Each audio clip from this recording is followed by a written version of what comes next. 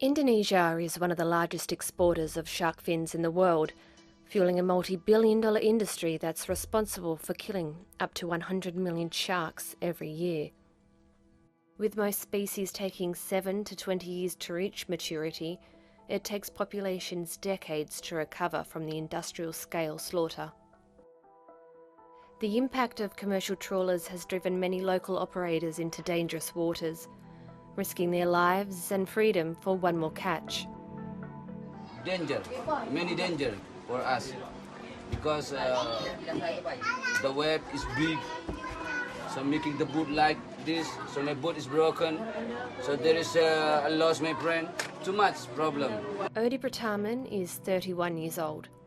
Life as a shark fisherman is brutal work. It's taken a physical and financial toll on the young father. Every night I'm not sleep. I'm always think about my family, because my family need me, need Odi. So what can I do? Have nothing job, only fishing, only fishing, only fishing. Having grown up on the Great Barrier Reef, conservationist Madison Stewart has witnessed the decline of sharks and is determined to reverse it. The 26-year-old travels the world making documentaries and lobbying governments to stop overfishing. And while the lens of Madison's camera captures the destruction below the ocean's surface, travelling with Odi and his crew shines a light on the hardships faced by the people who live above it. On an average fishing trip, Odi makes around $150 for 2 weeks of work. His crew can bring back between 50 to 100 sharks. Just one of those sharks can carry up to 1 kilogram of fins. It's then exported and sold in Hong Kong for over $1,000. The situation in our oceans is so severe. You talk to my shark fishermen and they'll tell you that their dads were fishing locally and now they're going into illegal Australian waters to fish. It's a big deal and it does affect us.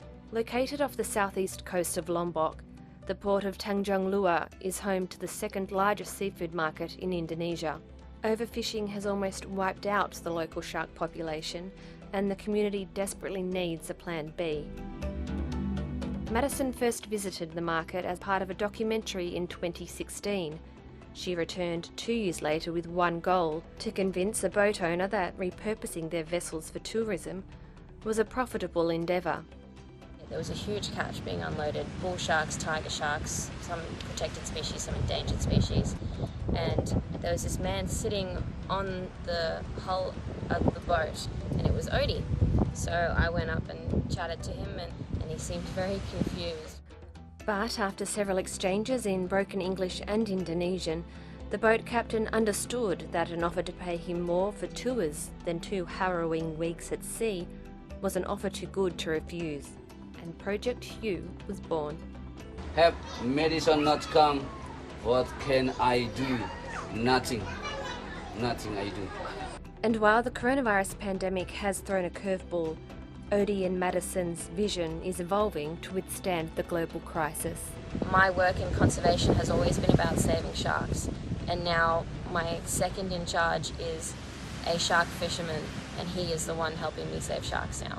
So it's just such an insane concept, like you can't make this stuff up, and he is like family to me.